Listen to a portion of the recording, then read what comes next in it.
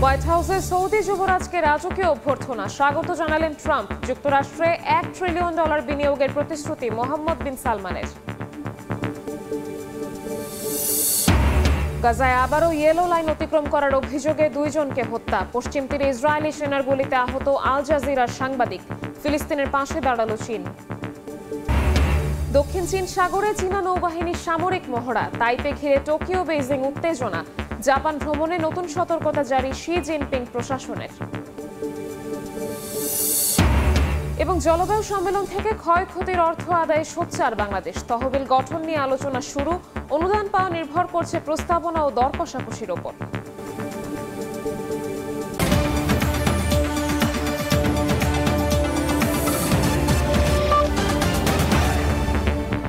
আন্তর্জাতিক সময়ের সঙ্গে আছি আমি শবনব নিবিড়।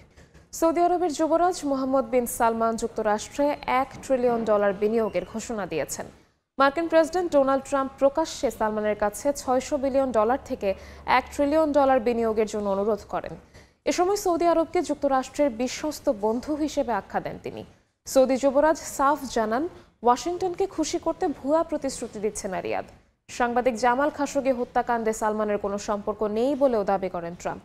এছাড়া দ্বিরাষ্ট্রভিত্তিক সমাধান ছাড়া আব্রাহাম অ্যাকর্ডসে যোগ দিতে অস্বীকৃতি জানিয়েছেন সৌদি যুবরাজ। এ যেন এক রাজকীয় অভ্যর্থনা। আকাশে চলছে F-35 ও F-15 ফাইটার জেটের প্রদর্শনী। সৌদি যুবরাজ মোহাম্মদ বিন সালমানকে হোয়াইট হাউসে স্বাগত জানান মার্কিন প্রেসিডেন্ট ডোনাল্ড ট্রাম্প। ওভাল অফিসে সৌদি আরব ও যুক্তরাষ্ট্রের দ্বিপাক্ষিক বৈঠকের শুরুতে ট্রাম্প সৌদি আরবের প্রিন্সের প্রতি মার্কিন বাণিজ্যে বিনিয়োগ $600 বিলিয়ন থেকে বাড়িয়ে বন্ধুত্বের খাতিরে $1 ট্রিলিয়ন করার অনুরোধ করেন। সালমানও তাৎক্ষণিকভাবে ট্রাম্পের এ প্রস্তাবে সম্মতি দেন। যুক্তরাষ্ট্রের অর্থনীতি ও প্রতিরক্ষা বাণিজ্যের সুযোগ বাড়ার সম্ভাবনায় দুই নেতা প্রকাশ্যেই সন্তুষ্টি জানান। এছাড়া রিয়াদের কাছে F-35 যুদ্ধবিমান বিক্রি করারও ঘোষণা দেন ট্রাম্প। আমি শুধু বলতে চাই, আপনার বন্ধু হতে পেরে আমি কতটা সম্মানিত বোধ করছি। $1 ট্রিলিয়ন সেই বিনিয়োগের জন্য আমি সত্যিই কৃতজ্ঞ। আমি অনেক খুশি হয়েছি। এটি একটি দারুণ সংবাদ। বৈঠকে তেলের দাম কমে ব্যারেল প্রতি প্রায় $60 নেমে আসার পরও সৌদি এই বিনিয়োগ বজায় রাখতে পারবে কিনা সাংবাদিকদের এমন প্রশ্নের জবাবে এমবিএস জানান, যুক্তরাষ্ট্রের এআই চিপ ও কম্পিউটিং শক্তির সঙ্গে সৌদি আরবের চাহিদা মিলিয়ে বড় ধরনের অর্থনৈতিক সম্ভাবনা তৈরি হয়েছে। এ সময় তিনি সাফ জানিয়ে দেন, যুক্তরাষ্ট্রকে খুশি করতে ভুয়া প্রতিশ্রুতি দিচ্ছেন না তিনি। সৌদি আরবে কম্পিউটিং শক্তির ব্যাপক চাহিদা রয়েছে এবং আমাদের চাহিদা পূরণের জন্য স্বল্প মেয়াদে প্রায় $50 বিলিয়ন খরচ করব। যুক্তরাষ্ট্রের সঙ্গে আমাদের যে চুক্তি হবে তা নিয়ে দীর্ঘমেয়াদে শতাধিক বিলিয়ন ডলার বিনিয়োগের সুযোগ থাকবে। এটি সৌদি আরবের চাহিদার সঙ্গে খাপ খায় এবং বিনিয়োগ কৌশলের সঙ্গে মানানসই। এ বৈঠকের পর দুই দেশের সম্পর্কের নতুন এক অধ্যায় শুরু হবে বলে আশ্বস্ত করেছেন সালমান। মার্কিন গণমাধ্যম ওয়াল স্ট্রিট জার্নালের সাংবাদিক জামাল খাশোগি হত্যাকাণ্ডকে কেন্দ্র করে উত্তপ্ত প্রশ্ন ওঠে। এ সময় সৌদি যুবরাজের পক্ষ নিয়ে ট্রাম্প দাবি করেন, মোহাম্মদ বিন সালমান এই হত্যাকাণ্ড সম্পর্কে কিছুই জানতেন না, বরং খাশোগিকে অনেকের অপছন্দের ব্যক্তি বলেও উল্লেখ করেন তিনি। এ বিষয়ে এমবিএস জানান, কারো জীবন বিনা কারণে চলে যাওয়া অত্যন্ত বেদনাদায়ক এবং এই হত্যাকাণ্ডকে একটি বড় ভুল হিসেবেও আখ্যা দেন তিনি।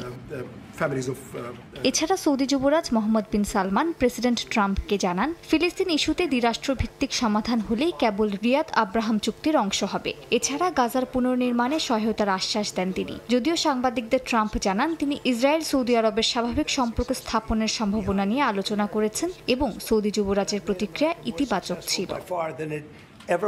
মালিহা সুহরওয়ার্দী, সময় সংবাদ। গাজায় আবারও ইয়েলো লাইন অতিক্রম করার অভিযোগে 2 ফিলিস্তিনিকে গুলি করে হত্যা করেছে ইসরায়েলি সেনাবাহিনী। পশ্চিম তীরের তুলকারেমে বিক্ষোভের ভিডিও করার সময় আল জাজিরার ক্যামেরাম্যানকে 2 পায়ে গুলি করেছে নেতানিয়াহু বাহিনী।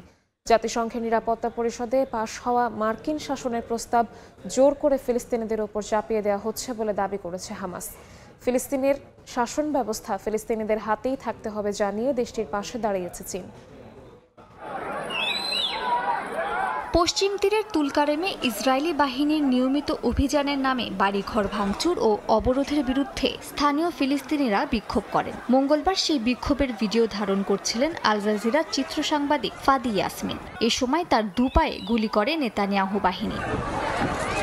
গাজায় যুদ্ধবিরতির যেন পরোয়াই করছে না দখলদার ইসরায়েল। স্থানীয় সময় মঙ্গলবার সাময়িক যুদ্ধবিরতির অধীনে গাজায় ইসরায়েলি নিয়ন্ত্রিত অঞ্চল ও ফিলিস্তিনিদের চলাচল অনুমোদিত চিহ্নিত করা ইয়েলো লাইন অতিক্রমের অভিযোগে আরও 2 ফিলিস্তিনিকে গুলি করে হত্যা করেছে নেতানিয়াহু বাহিনী। তবে মানবাধিকার সংগঠনগুলোর দাবি, ফিলিস্তিনিরা ওই লাইন স্পর্শ না করলেও নিয়মিত গুলির মুখে পড়ছে। এদিকে মঙ্গলবার পশ্চিম তীরে একজন ইসরায়েলি নাগরিককে ছুরিকাঘাতে হত্যা করা হয়। এছাড়া বেশ কয়েকজন ইসরায়েলি আহত হন। এই ঘটনার ক্ষোভ জানিয়ে ইসরায়েলের প্রধানমন্ত্রী বিনিয়ামিন নেতানিয়াহু জানান, যে কোনো মূল্যে হামাসকে নিরস্ত্র করা হবে। আজ আমরা আরও একটি ফিলিস্তিনি সন্ত্রাসী হামলার মুখোমুখি হয়েছে এবং আমরা সব ফ্রন্টে যুদ্ধ বন্ধ করতে চাই। তবে এর আগে হামাসকে নিরস্ত্র করা হবে এবং উপত্যকাটিতে যেন আর কখনো বড় ধরনের হুমকি সৃষ্টি হতে না পারে সেই ব্যবস্থা নেওয়া হবে। এর মধ্যেই জাতিসংঘের নিরাপত্তা পরিষদের প্রস্তাব 13-0 ভোটে পাশ হলেও হামাস সহ গাজার বিভিন্ন গোষ্ঠীর দাবি, আন্তর্জাতিক শান্তিরক্ষী বাহিনী গাজায় মোতায়েন করা মানে অভ্যন্তরীণ শাসনে বাইরের অভিভাবকত্ব চাপিয়ে দেয়া। এতে ফিলিস্তিনিদের অধিকার ক্ষুণ্ণ করা হবে। তাদের অভিযোগ, ইসরায়েলি বাহিনীর হামলা, পশ্চিম তীরে প্রতিদিনের সহিংসতা ও দখলদারির মূল কারণগুলো প্রস্তাবে উপেক্ষিত হয়েছে। প্রস্তাব নিয়ে চীনের অবস্থানও পরিষ্কার হয়েছে। ফিলিস্তিনের শাসন ব্যবস্থা ফিলিস্তিনিদেরই করতে হবে বলে দেশটির পাশে দাঁড়িয়েছে চীন। যদিও ফিলিস্তিনের পররাষ্ট্রমন্ত্রী এই প্রস্তাবটিকে দীর্ঘ শান্তিপথের প্রথম সোপান হিসেবে বর্ণনা করেছেন। তিনি জানান, রাষ্ট্রের সংস্কারের প্রসঙ্গ পরে সামলানো যাবে।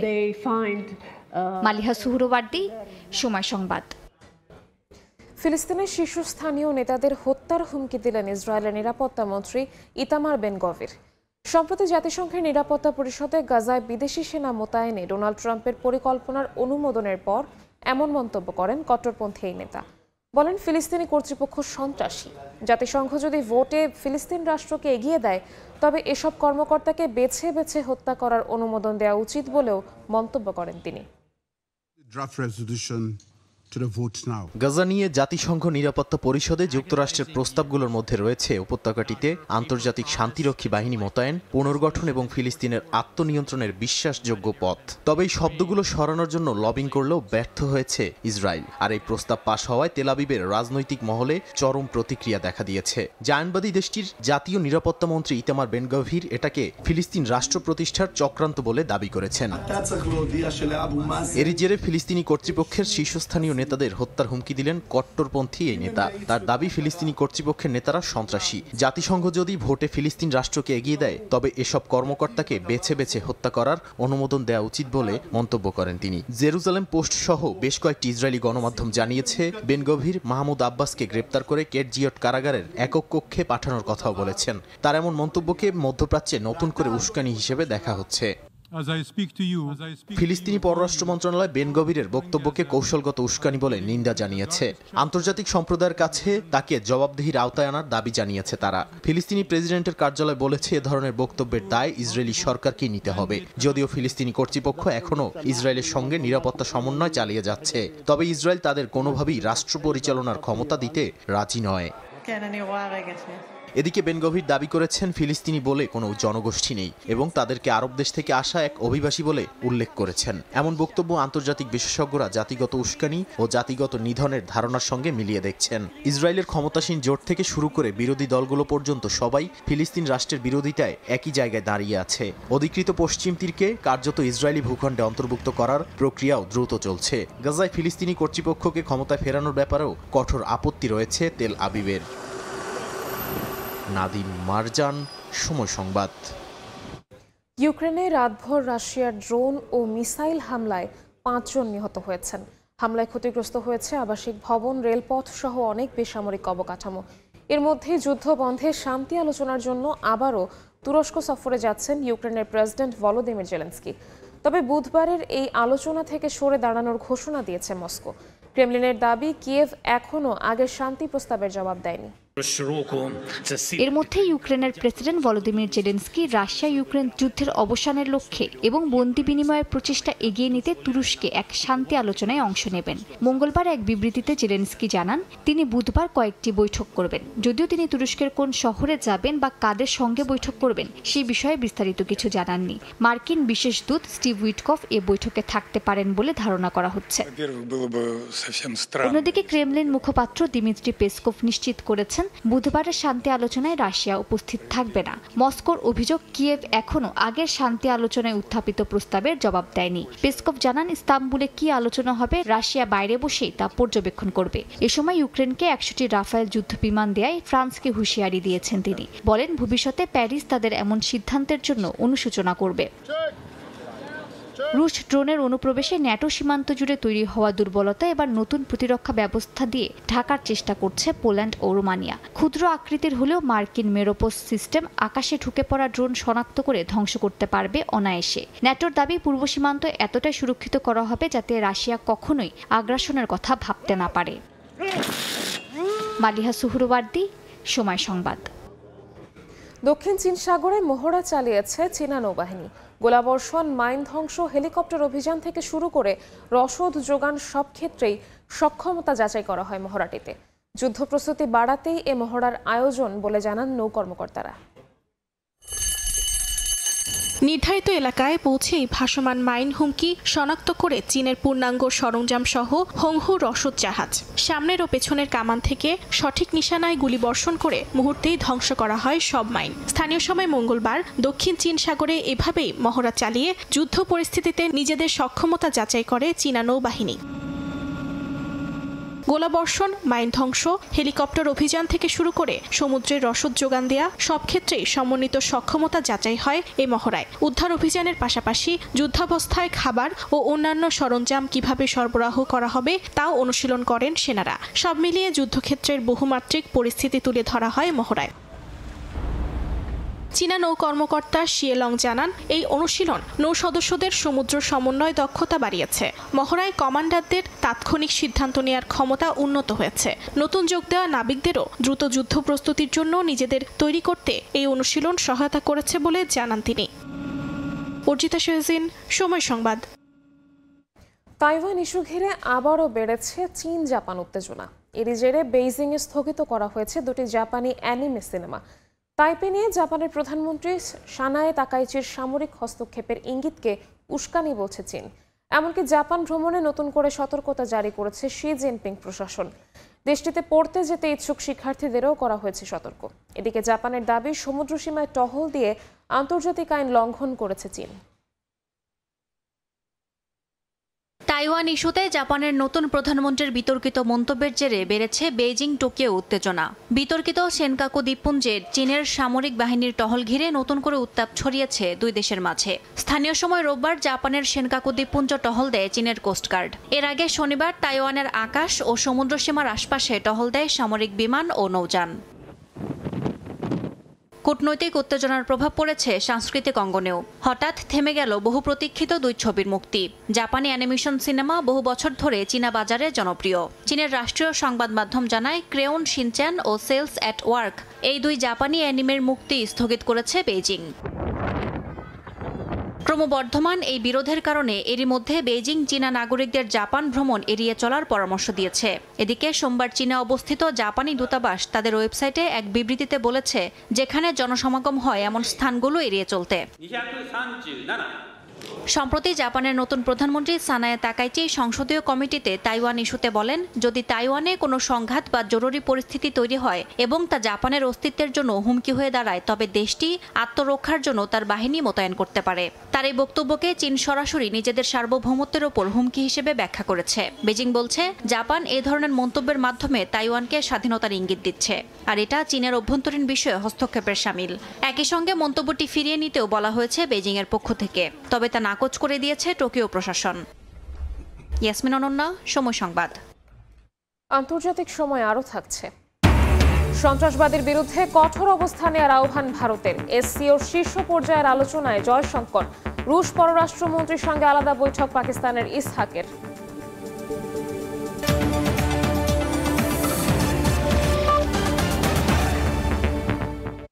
জলবায়ু সম্মেলনের শেষ পর্যায়ে শুরু হয়েছে তহবিল গঠন ও জলবায়ু অর্থায়ন নিয়ে আলোচনা।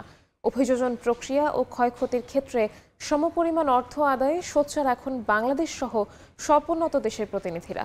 জলবায়ু বিশেষজ্ঞরা বলছেন, উল্লেখযোগ্য পরিমাণ অনুদান পাওয়ার বিষয়টি নির্ভর করছে তহবিল প্রস্তাবনা ও দর কষাকষির ওপর। আর সম্মেলনের শেষ পর্যায়ে এসে বাংলাদেশ সহ ক্ষতিগ্রস্ত দেশগুলোর জন্য অর্থায়নে আশার আলো দেখছেন সরকারি প্রতিনিধিরা। ব্রাজিলের কপ সম্মেলন থেকে বিস্তারিত প্রসূন আশিসের রিপোর্টে। বিশ্ব জলবায়ু সম্মেলনের প্রথম পর্যায়ে স্বল্পোন্নত ও ক্ষতিগ্রস্ত দেশগুলোর পক্ষ থেকে দেয়া প্রস্তাবনার উপর আলোচনা শেষে এখন চলছে তহবিল গঠন ও অর্থায়ন বিষয়ে আলোচনা পর্যালোচনা। 2015 সালের প্যারিস চুক্তি অনুযায়ী কপ প্রেসিডেন্ট আন্দ্রে কোরেয়া দুলাগোর নেতৃত্বে অর্থায়ন সংক্রান্ত এই আলোচনায় যুক্ত হয়েছে বাংলাদেশ সহ ক্ষতিগ্রস্ত দেশগুলো। অভিযোজন প্রক্রিয়ায় এ পর্যন্ত প্রতিশ্রুতির মাত্র 3% অর্থ পাওয়া গেলেও লস অ্যান্ড ড্যামেজে এখনো পর্যন্ত বাংলাদেশে কোনো অর্থ আসেনি জানিয়ে জলবায়ু বিশেষজ্ঞরা বলেন, উভয় ক্ষেত্রে সমপরিমাণ অর্থায়নের দাবিতে সোচ্চার বাংলাদেশ সহ এসব দেশের প্রতিনিধিরা। শুরুতে আশাহত হলেও শক্ত দর কষাকষির ফলে কপ প্রেসিডেন্টের নেতৃত্বে অর্থায়ন বিষয়ে ইতিবাচক সিদ্ধান্ত আসতে পারে বলে জানান তারা। For the very first time তারা ফান্ডিং রিকোয়েস্টের একটা লঞ্চ করেছে, fund for responding loss and damage.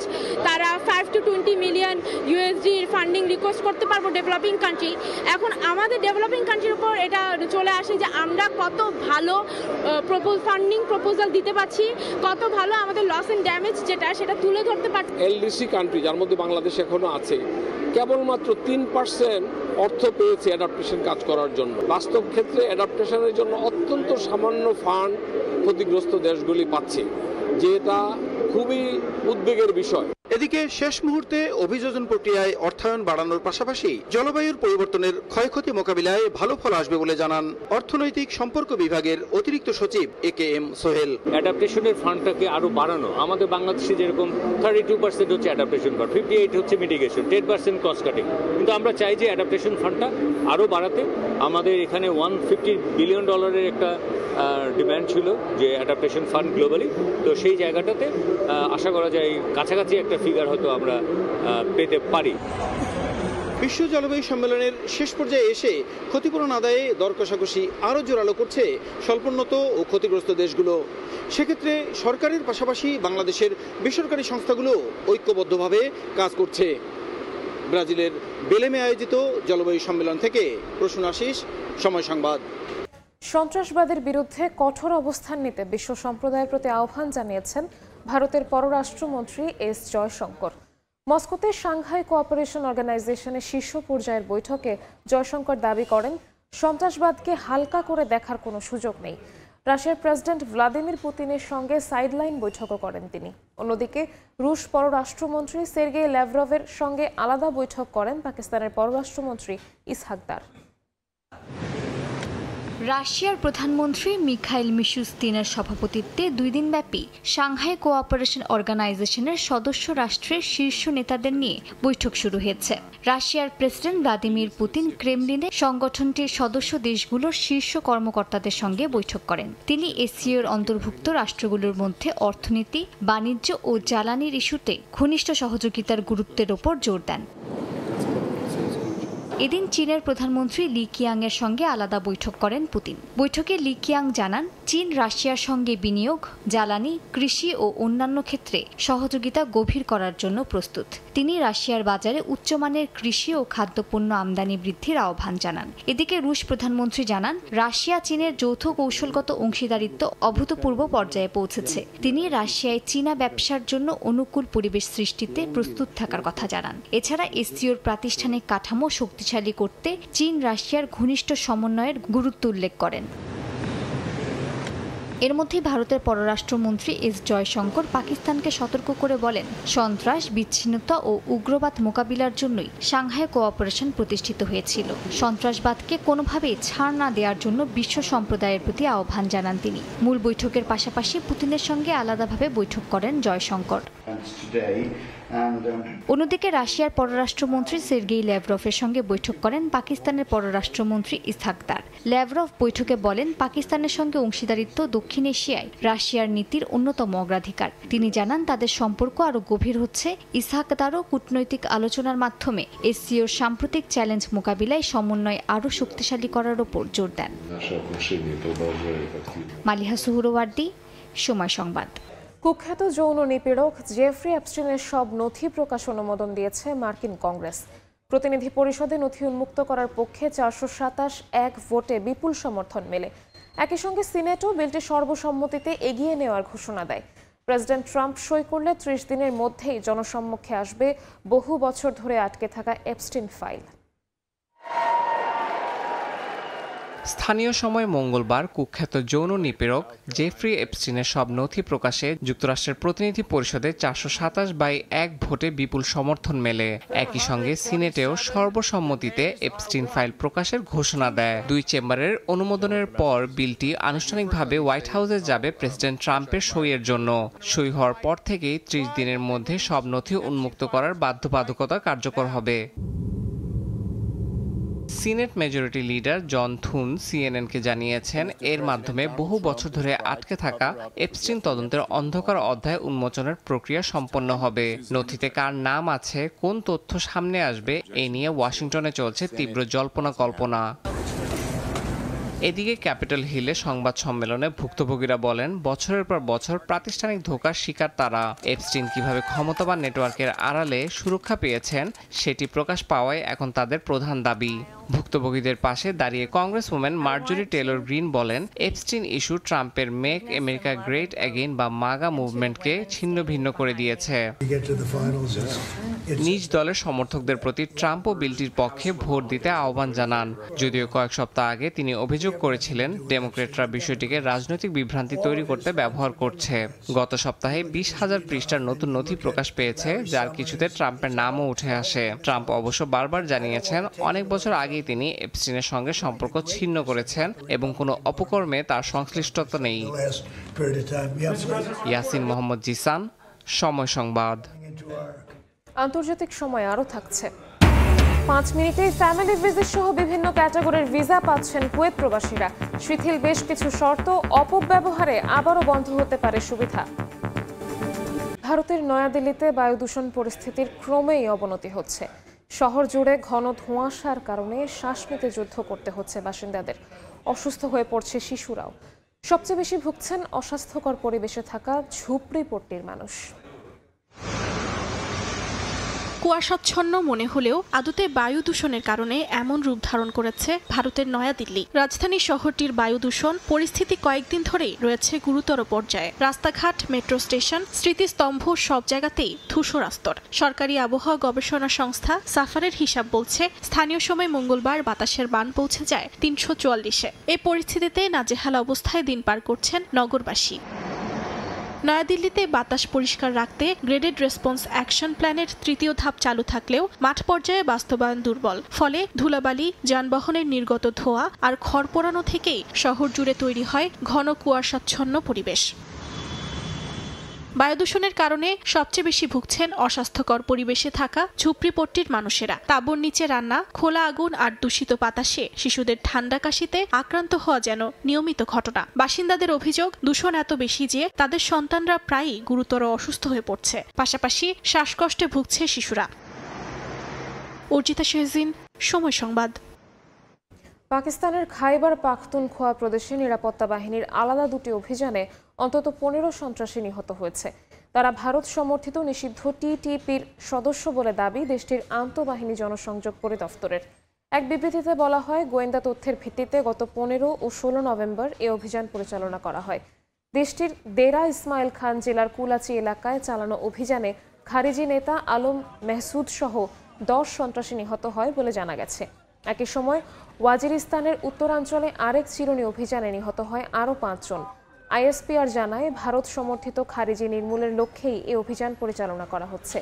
এর আগে গত সপ্তাহে খাইবার পাখতুনখোয়া ও বেলুচিস্তানে আলাদা 3টি অভিযানে 24 সন্ত্রাসী নিহতের খবর জানিয়েছিল আইএসপিআর। কৃত্রিম বুদ্ধিমত্তার কথায় অন্ধ বিশ্বাস করা যাবে না বলে সতর্কবার্তা দিয়েছেন অ্যালফাবেটের প্রধান নির্বাহী সুন্দর পিচাই। বিবিসিকে দেওয়া এক বিশেষ সাক্ষাৎকারে পিচাই বলেন, উন্নত এআই মডেলেও ভুল করার প্রবণতা রয়েছে, তাই এআই নির্ভর তথ্য যাচাই করতে হবে বিভিন্ন উৎস থেকে। তথ্য খোঁজা থেকে শুরু করে গবেষণা, সব জায়গায় এখন বড় ভরসা কৃত্রিম বুদ্ধিমত্তা। তবে এআই দ্রুত বিকশমান হলেও এটির নিরাপত্তা কাঠামো তৈরি হচ্ছে তুলনামূলকভাবে বেশ ধীর গতিতে। আর তাই এআই বা কৃত্রিম বুদ্ধিমত্তার কথায় অন্ধ বিশ্বাস করা যাবে না বলে সতর্কবার্তা দিয়েছেন গুগলের মূল প্রতিষ্ঠান আলফাবেটের প্রধান নির্বাহী সুন্দর পিচাই। বিবিসিকে দেওয়া এক বিশেষ সাক্ষাৎকারে পিচাই বলেন, এআই মডেলগুলো এখনো ভুল করে, তাই যে কোনো উত্তরের সঙ্গে মিলিয়ে নিতে হবে যাচাইযোগ্য সূত্র থেকে। তার মতে তথ্যের একটি বহুমুখী ইকোসিস্টেম গড়ে তোলা জরুরি, যেখানে মানুষ শুধু এআই নয়, বিভিন্ন উৎস থেকে তথ্য যাচাই করবে। সৃজনশীল লেখালেখির ক্ষেত্রে এআই অত্যন্ত সহায়ক হতে পারে, কিন্তু সব কাজে এর উপর অন্ধভাবে ভরসা করা ভুল। আমরা নির্ভুল তথ্য দিতে যে পরিশ্রম করি তা নিয়ে গর্ব আছে, কিন্তু বর্তমানে সর্বাধুনিক এআই প্রযুক্তিতেও ভুল হওয়ার প্রবণতা দেখা যায়। প্রযুক্তির দুনিয়ায় আলোচনায় থাকা গুগলের এআই মডেল জেমিনি 3.0 এরই মধ্যে চ্যাটজিপিটির সঙ্গে প্রতিদ্বন্দ্বিতায় নেমেছে। গত মে মাসে গুগল সার্চে চালু হওয়া এআই মোডে যুক্ত করা হয়েছে জেমিনি চ্যাটবট, যার লক্ষ্য ব্যবহারকারীর কাছে বিশেষজ্ঞের মতো অভিজ্ঞতা তৈরি করা। গুগল সার্চে জেমিনির প্রযুক্তি এআই প্ল্যাটফর্মের নতুন অধ্যায়ের সূচনা করেছে। মূলত চ্যাটজিপিটি সহ প্রতিদ্বন্দ্বী এআই সেবাগুলোর সঙ্গে প্রতিযোগিতায় এগিয়ে থাকতেই আমাদের এই উদ্যোগ।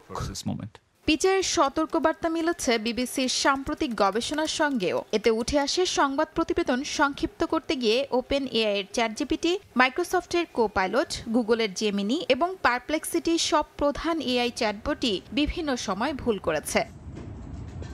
শিউলি রোজা, সময় সংবাদ। ভবিষ্যতের শুরু এখানেই, এই স্লোগানে মরুর দেশ সংযুক্ত আরব আমিরাতের দুবাইয়ে অনুষ্ঠিত হচ্ছে এয়ার শো। দীর্ঘ 3 যুগ ধরে অনুষ্ঠিত হওয়া এই মহা আসরে এবার অংশ নিয়েছে 1,500-এর বেশি আন্তর্জাতিক প্রতিষ্ঠান। ভিড় করেছেন 1.5 লাখের মতো দর্শক, এভিয়েশন বিশেষজ্ঞ, উদ্যোক্তা এবং 115 দেশের 490টি সামরিক ও বেসামরিক প্রতিনিধি দল।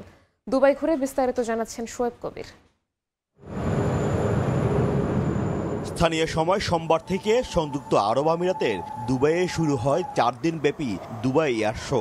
এবারের আয়োজনে রয়েছে 21টি দেশের প্যাভিলিয়ন, যার মধ্যে প্রথমবারের মতো অংশ নিয়ে বিশেষ নজর কেড়েছে মরক্কো। পাশাপাশি রয়েছে 98টি কর্পোরেট প্রতিষ্ঠান, 120টি নতুন উদ্ভাবনী প্রজেক্ট এবং তাদের সঙ্গে অর্ধশতাধিক বিনিয়োগকারী প্রতিষ্ঠান। সব মিলিয়ে এটি এখন এভিয়েশন সেক্টরের মিলন মেলায় পরিণত হয়েছে। অনুষ্ঠানের আসরে হাজির হয়েছেন এয়ারবাস, বোয়িং এর মতো প্রতিষ্ঠানগুলোর শীর্ষ কর্তারাও। ফ্লাই দুবাই ঘোষণা দিয়েছে 150টি এয়ারবাস কেনার। এটি তাদের ইতিহাসের সবচেয়ে বড় সম্প্রসারণ। অন্যদিকে পাল্লা দিয়ে এমিরেটস ঘোষণা দিয়েছে বহরে যুক্ত হচ্ছে আরও 65টি বোয়িং 777, যাতে ব্যয় হবে প্রায় $38 বিলিয়ন। এবারের আসরে সবচেয়ে আলোচিত হচ্ছে এয়ার ট্যাক্সি প্রযুক্তি। ভবিষ্যতের শহর কেন্দ্রিক ভ্রমণকে বদলে দিতে পারে এমন উড়োজাহাজের সামনে ভিড় দর্শকদের। ডিফেন্স সেকশনও যেন যুদ্ধ বিমান, গোলা বারুদ, ড্রোন নিয়ে পসরা সাজিয়ে বসেছে। আয়োজকরা মনে করছেন এয়ার শোর পর্দা নামার আগেই আরো বড় বড় চুক্তির ঘোষণা আসতে পারে। মরুর বুকে আভিজাত্যের শহরে বসেছে এভিয়েশন সেক্টরের সবচেয়ে বড় আসর দুবাই এয়ার শো। যাত্রীবাহী বিমান, আধুনিক প্রযুক্তির ড্রোন থেকে শুরু করে এভিয়েশন সেক্টরের ভবিষ্যৎ সবকিছু যেন ঠাঁই পেয়েছে এই প্রদর্শনীতে। এই আয়োজনের মধ্য দিয়ে দুবাই বুঝিয়ে দিল আগামীর এভিয়েশন সেক্টরের অন্যতম কেন্দ্রবিন্দু হতে যাচ্ছে এই শহর। শোয়েব কবির, সময় সংবাদ, দুবাই। প্রবাসীদের ভোট দেওয়ার প্রক্রিয়ার জন্য নির্বাচন কমিশনের পোস্টাল ভোট বিডি অ্যাপ উদ্বোধন করায় আনন্দিত আমিরাতের প্রবাসী বাংলাদেশিরা। তবে অনেক প্রবাসীর পোস্টাল কোড না থাকায় কিভাবে ব্যালট পেপার সংগ্রহ করবেন তা নিয়ে উদ্বেগ প্রকাশ করেন। শিবলি আল সাদিকের রিপোর্ট। সংযুক্ত আরব আমিরাতে 15 লাখ প্রবাসী বাংলাদেশির বসবাস। প্রথমবারের মতো মোবাইল অ্যাপসে রেজিস্ট্রেশন সম্পন্ন করে ত্রয়োদশ সংসদ নির্বাচনে তারা অংশগ্রহণ করতে যাচ্ছেন।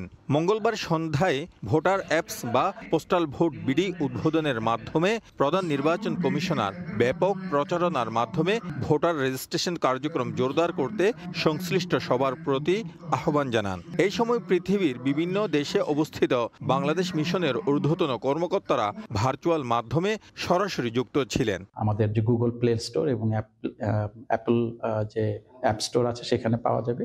তো আজকে আনুষ্ঠানিকভাবে উদ্বোধনের মধ্য দিয়ে প্রবাসীরা এই অ্যাপের মাধ্যমে নিজেদেরকে নিবন্ধন করে ভোট প্রদান করতে পারবে। এদিকে নির্বাচন কমিশনের এই উদ্যোগকে স্বাগত জানিয়ে উচ্ছ্বাস প্রকাশ করেছেন প্রবাসী বাংলাদেশিরা। তারা জানান 1.5 কোটি প্রবাসীর দীর্ঘদিনের প্রত্যাশা পূরণ হয়েছে। এই অ্যাপটি চালু করা হলো, উদ্বোধন করা হলো, এর মাধ্যমে আমি মনে করি বাংলাদেশে প্রবাসীদেরকে গণতন্ত্রের সাথে একটি সেতুবন্ধন সৃষ্টি করা হলো। আমরা ভোট দিতে পারবো বললে হবে না, এখানে যেহেতু অনেকগুলো প্রসেস পালন করতে হবে, এগুলো অনেক কঠিন কাজ, এগুলোকে সহজ করে তুলতে হবে। অর্ধশিক্ষিত মানুষ বেশি প্রবাসের মধ্যে, কিন্তু তাদের কাছে কিভাবে অ্যাপসটা কমপ্লিট ডাউনলোড করা যায় এটা আমাদের সামাজিকভাবে আমরা কাজ করব। দুবাইয়ে অবস্থানরত বাংলাদেশিরা জানান অসংখ্য প্রবাসীর পোস্টাল কোড না থাকায় কিভাবে ব্যালট পেপার সংগ্রহ করবেন তা নিয়ে প্রবাসীদের মাঝে উৎকণ্ঠা রয়েছে। 7টা স্টেট থেকে কিভাবে মানুষ সহজভাবে ভোট দিতে পারবে এই বিষয়গুলো আমাদেরকে সম্পূর্ণ ক্লিয়ার করে মিশনের দায়িত্ব হলো আমাদেরকে জানানো। প্রবাসীদের যে ভোটের অধিকারটা সেইটা যাতে সফল হয় সেই উদ্দেশ্যে বাংলাদেশ সরকার এবং ইলেকশন কমিশনের কাজ করার দরকার। যার যার পছন্দের প্রার্থী এবং পছন্দের দলকে ভোট দিয়ে নির্বাচিত করতে পারবে, সেজন্য নির্বাচন কমিশনারকে স্বচ্ছ এবং সুন্দর নির্বাচন উপহার দিতে হবে। 19 নভেম্বর থেকে 18 ডিসেম্বর পর্যন্ত দেশগুলোতে ভোটার নিবন্ধনের কার্যক্রম চলবে। ডাকযোগে ব্যালট আনা নেয় প্রতিটি প্রবাসীর জন্য বাংলাদেশি টাকায় 700 টাকা ব্যয় বহন করবে কমিশন। শিবলাল সাদিক, সময় সংবাদ, সংযুক্ত আরব আমিরাত। এদিকে অ্যাপটির উদ্বোধনের মধ্য দিয়ে বিভিন্ন দেশের মতো মালদ্বীপেও বসবাসরত প্রবাসীদের নাগরিক অধিকার রক্ষা হয়েছে বলে জানান বাংলাদেশ হাই কমিশনার। খন্দকার ওমর ফারুকের তথ্য ছবিতে বিস্তারিত। বাংলাদেশের ইতিহাসে প্রথমবারের মতো জাতীয় সংসদ নির্বাচনে বিশ্বের বিভিন্ন দেশে অবস্থানরত বাংলাদেশি নাগরিকদের ভোট দেওয়ার সুযোগ তৈরি হয়েছে। মঙ্গলবার ত্রয়োদশ জাতীয় সংসদ নির্বাচন উপলক্ষে প্রবাসী বাংলাদেশিদের জন্য বিশেষ ডিজিটাল ব্যবস্থা পোস্টাল ভোট বিডি অ্যাপের উদ্বোধন অনুষ্ঠানে বিশ্বের বিভিন্ন দেশের দূতাবাসের সঙ্গে অনলাইনে যুক্ত ছিলেন মালদ্বীপের বাংলাদেশ হাই কমিশন এবং প্রবাসী বাংলাদেশিরা। অ্যাপের উদ্বোধনী অনুষ্ঠান শেষে হাই কমিশনে উপস্থিত প্রবাসী ও সাংবাদিকদের নিয়ে মতবিনিময় সভা অনুষ্ঠিত হয়। প্রবাসীদের আরও দ্রুত ও সহজে হাই কমিশনের সেবা প্রদানের প্রতিশ্রুতি দেওয়া হয়। এছাড়া ডিজিটাল অ্যাপটির উদ্বোধনের মাধ্যমে বিভিন্ন দেশের মতো মালদ্বীপেও বসবাসরত প্রবাসী বাংলাদেশিদের নাগরিক অধিকার রক্ষা হয়েছে বলে মন্তব্য করেন হাই কমিশনার। আমরা আশা করি যে এখানে যে সকল প্রবাসীরা আছে তারা তাদের ভোট দেওয়ার মাধ্যমে তাদের নাগরিক অধিকারকে সম্পূর্ণ করবে। এই প্রথম কিন্তু প্রবাসীরা ভোট দেওয়ার অধিকার বা ভোট দিতে পারবে। প্রবাসীদের দীর্ঘদিনের দাবি পূরণ করে আসন্ন জাতীয় নির্বাচনে অংশগ্রহণের সুযোগ করে দেওয়ার জন্য প্রধান উপদেষ্টা ও নির্বাচন কমিশনকে ধন্যবাদ জানান প্রবাসী বাংলাদেশিরা। কিভাবে প্রবাস থেকে নিবন্ধিত হয়ে ভোট দেওয়া যায় এই জিনিসটা আমরা মূলত জেনেছি। এটা আমরা আমাদের মালদ্বীপ প্রবাসী এবং কি সাংগঠনিকভাবে আমরা জিনিসটা প্রবাসীদের মাধ্যমে জানিয়ে দিব। আমরা যে 24 আন্দোলনে যে ভূমিকা রাখতে পারছি নতুন বাংলাদেশ গড়ার ক্ষেত্রে আমাদের নাগরিক অধিকার ভোট প্রয়োগ করে যেন আমরা ঐতিহাসিক ভূমিকা পালন করতে পারি। মালদ্বীপে প্রায় লাখের অধিক প্রবাসী বাংলাদেশির বসবাস। সময় সংবাদ, মালদ্বীপ। সঠিক আবেদনের মাধ্যমে ফ্যামিলি ভিজিট সহ বিভিন্ন ক্যাটাগরির ভিসা এখন মাত্র 5 মিনিটেই পাচ্ছেন কুয়েতে বসবাসরত প্রবাসী বাংলাদেশিরা। শিথিল করা হয়েছে বেশ কিছু শর্ত, তবে অপব্যবহার হলে আবারও বন্ধ হতে পারে এই সুবিধা। কুয়েত থেকে বিস্তারিত মঈন সুমনের রিপোর্টে। দীর্ঘ প্রতীক্ষার পর আবারও খুলেছে কুয়েতের ফ্যামিলি ভিজিট ভিসার দরজা। হাজারো প্রবাসী এখন স্বজনদের নিয়ে আসতে পারছেন কুয়েতে। ভিসার মেয়াদ 30 দিন থেকে বাড়ানো হয়েছে 90 দিনে। এছাড়াও 1 বছরের মাল্টিপল ভিজিট ভিসাও পাওয়া যাচ্ছে। তবে মাল্টিপল ভিসায় কুয়েতে প্রবেশ করলে প্রতিবার সর্বোচ্চ 1 মাস অবস্থান করে কুয়েত ত্যাগ করতে হবে। নতুন প্ল্যাটফর্মে 4টি প্রধান ক্যাটাগরির ভিসা আবেদনের সুযোগ রয়েছে। সেগুলো হলো ট্যুরিস্ট, ফ্যামিলি ভিজিট, বিজনেস ও গভর্নমেন্ট ভিসা। ডিজিটাল সিস্টেমে আবেদনকারীর সকল তথ্য আপলোডের পরে শুরু হচ্ছে প্রক্রিয়াকরণ। যাচাই শেষ হলেই মাত্র 5 মিনিটে ইলেকট্রনিক ভিসা পৌঁছে যাচ্ছে আবেদনকারীর ইমেলে। কুয়েত সরকারের এই মানবিক সিদ্ধান্তে স্বস্তিতে প্রবাসীরা। বেতন শর্ত শিথিল হওয়ায় অনেকে পরিবারের সদস্যদের নিয়ে এসেছেন কুয়েতে। তবে অভিজ্ঞতার মতে সুযোগের অপব্যবহার হলে হুমকির মুখে পড়বে পুরো বাংলাদেশি কমিউনিটির ভবিষ্যৎ। ভিসার মেয়াদ শেষ হওয়ার আগেই স্বজনদের দেশে ফেরত পাঠানো বাধ্যতামূলক বলেই মনে করেন তারা। কুয়েতে ভিজিট ভিসায় কাজ করা বা ভিসা রূপান্তরের চেষ্টা সম্পূর্ণ বেআইনি। আইন ভাঙলে ভিজিটরকে নির্বাসন এবং স্পন্সরকেও শাস্তির মুখে পড়তে হবে। অনেকদিন পরে ভিজিটও খুলছে, ভিসাও খুলছে, সবাই খুশি। তো দয়া হইরা দেশের যাতে কোনো খারাপ কিছু না হয় এটা করবেন। আপনারা যারা আনতেছেন বা আনবেন, আনার পরে সময় মতো দেশে পাঠিয়ে দিবেন, না তো আমাদের সমস্যা হবে। ভিজিটগুলো যারা আসবে তাদেরকে টাইমের ভিতরে ইনশাল্লাহ ওদেরকে পাঠিয়ে দিবেন, তাহলে আমাদের সমস্যা হবে না। বিশ্লেষকদের মতে কুয়েতে 3 লাখেরও বেশি বাংলাদেশির ভবিষ্যৎ সুরক্ষায় সম্মিলিত সচেতনতা ও আইন মানাই হতে পারে উন্মুক্ত শ্রমবাজারের পথ। মঈন সুমন, সময় সংবাদ, কুয়েত। আয়ারল্যান্ডে অল বাংলাদেশি অ্যাসোসিয়েশনের প্রার্থীদের নিয়ে ব্যতিক্রমী এক আয়োজন হয়ে গেল। বাংলা প্রেস ক্লাব আয়ারল্যান্ড আয়োজিত মিডিয়ার মুখোমুখি অনুষ্ঠানে প্রার্থীরা তুলে ধরেন ভবিষ্যৎ পরিকল্পনা। আয়ারল্যান্ড থেকে সৈয়দ জুয়েলের রিপোর্টে বিস্তারিত। আবাই নির্বাচনে বর্তমানে বেশ সরগরম আয়ারল্যান্ডের বাংলাদেশি কমিউনিটি। নির্বাচনকে আরও অর্থবহ করতে বাংলা প্রেস ক্লাব আয়ারল্যান্ড আয়োজন করেছে মিডিয়ার মুখোমুখি অনুষ্ঠান, যেখানে অল বাংলাদেশি অ্যাসোসিয়েশন অফ আয়ারল্যান্ডের দুর্বলতা কোথায় এবং তা কাটিয়ে উঠে সামনে এগোতে প্রার্থীরা কি পরিকল্পনা করছেন সে বিষয়ে সাংবাদিকরা একাধিক প্রশ্ন তোলেন। নিজস্ব ভবন নির্মাণ, অর্থনৈতিক স্বাবলম্বন, নতুন প্রজন্মকে যুক্ত করা, দেশীয় সংস্কৃতির চর্চা, কমিউনিটির বিভক্তি দূর করা এবং নারীদের অংশগ্রহণ বাড়ানোর মতো গুরুত্বপূর্ণ ইস্যুগুলো আলোচনায় প্রাধান্য পায়। জাতীয় সঙ্গীত দিয়ে শুরু হয় অনুষ্ঠানটি। এরপর প্রার্থীরা নিজেদের পরিচয় তুলে ধরে নির্বাচিত হলে কমিউনিটির জন্য কি কি কাজ করতে চান তা নিয়ে বক্তব্য দেন। অনুষ্ঠানের শেষ পর্যায়ে 3 সভাপতি প্রার্থী সাংবাদিকদের বিভিন্ন প্রশ্নের উত্তর দেন। তারা বলেন, পরাজয় হলেও কমিউনিটির প্রয়োজনে ডাক পড়লে সাড়া দিয়ে কাজ করে যাবেন। কমিউনিটিকে শক্তিশালী করতে ঐক্যের বিকল্প নেই বলেও তারা একমত হন। প্রার্থীরা জানান, কমিউনিটির স্বার্থে যোগ্য ব্যক্তিকে ভোট দিয়ে নির্বাচিত করা জরুরি।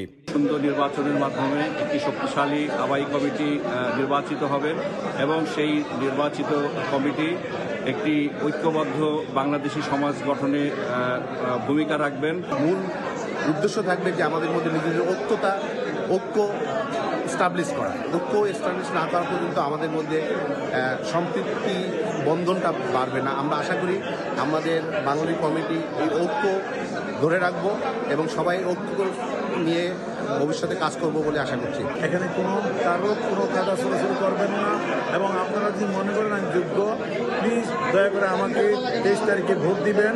আমি আপনাদের ভোট প্রার্থী, দোয়া প্রার্থী। অনুষ্ঠান শেষে প্রার্থীরা জানান তাদের নিজেদের মধ্যে দারুণ সম্পর্ক রয়েছে। সেই সম্পর্ক যেন সমর্থকদের মাঝেও বজায় থাকে, সেই আহ্বানও তাদের। মিডিয়ার মুখোমুখিতে আজ সকল প্রার্থীরা সবাই ঐক্যবদ্ধ হয়েছে। কমিউনিটিতে থাকবে না কোনো বিভক্তি। একথাই যেন প্রতিফলন ঘটে আগামী নির্বাচনের পরে। সবাই মিলে একই ছাতার নিচে বসবাসী হোক আগামী আবাই। আয়ারল্যান্ডের ডাবলিন থেকে সৈয়দ জুয়েল, সময় সংবাদ। চীনের সাংহাই ওয়াইল্ড লাইফ পার্কে জন্ম নেওয়া 2 পান্ডা শাবকের নামকরণ উৎসব অনুষ্ঠিত হয়েছে। বিশেষ অনুষ্ঠানে জানানো হয় মেয়ে শাবকের নাম চিয়ানরান আর ছেলের নাম চিয়ানি। প্রকৃতি ও উৎকর্ষের প্রতীকী অর্থে রাখা এই নামগুলো পার্ক জুড়ে এনে দিয়েছে উৎসবের আমেজ। জন্মের পর থেকে দ্রুত বৃদ্ধি পাওয়া এই খুদে পান্ডারা পার্কে দর্শকদের মন কেড়েছে। মাত্র 88 দিন বয়সে চীনের সাংহাই ওয়াইল্ড লাইফ পার্কের আকর্ষণের কেন্দ্রবিন্দু এই 2 পান্ডা শাবক। জন্মের সময় একটি শাবকের ওজন ছিল 200 গ্রাম আর তার ছোট ভাইয়ের 160 গ্রাম। এখন দুটোই সুস্থভাবে বেড়ে ওঠে 4 কেজির বেশি ওজনের হয়েছে। 2 পান্ডা শাবকের বিশেষ নামকরণ অনুষ্ঠানে হাজির হন দর্শনার্থী ও পার্ক কর্মকর্তারা। মেয়ে শাবকের নাম চিয়ানরান আর ছেলের নাম রাখা হয় চিয়ান ই। মা পান্ডা চিয়ান জিনকে ঘিরেই মূল আয়োজন। চিয়ানরান নামের রান বলতে প্রকৃতিকে বোঝায় আর চিয়ান ই নামের ই উৎকর্ষ ও সেরা হওয়ার প্রতীক। এভাবে 2 শাবকের নামেও ফুটে উঠেছে সাংস্কৃতিক তাৎপর্য। নামকরণকে ঘিরে পার্কের দোকানগুলোতে প্রদর্শিত হয়েছে বিভিন্ন সাংস্কৃতিক ও সৃজনশীল পণ্যও। দর্শনার্থীরা যমজ শাবকদের বিভিন্ন দৃশ্য দেখার পাশাপাশি এসব পণ্য উপভোগ করছেন। পার্ক কর্তৃপক্ষ বলছেন, এই নামকরণ অনুষ্ঠানে পান্ডা সংরক্ষণ নিয়ে মানুষের আগ্রহ আরও বাড়াবে। ইয়াসমিন অনন্যা, সময় সংবাদ। আন্তর্জাতিক সময়ের শীর্ষ সংবাদগুলো জানিয়ে দিচ্ছি আরও একবার। হোয়াইট হাউসে সৌদি যুবরাজকে রাজকীয় অভ্যর্থনা, স্বাগত জানালেন ট্রাম্প। যুক্তরাষ্ট্রে $1 ট্রিলিয়ন বিনিয়োগের প্রতিশ্রুতি মোহাম্মদ বিন সালমানের। গাজায় আবারও ইয়েলো লাইন অতিক্রম করার অভিযোগে 2 জনকে হত্যা। পশ্চিম তীরে ইসরায়েলি সেনার গুলিতে আহত আল জাজিরার সাংবাদিক। ফিলিস্তিনের পাশে দাঁড়ালো চীন।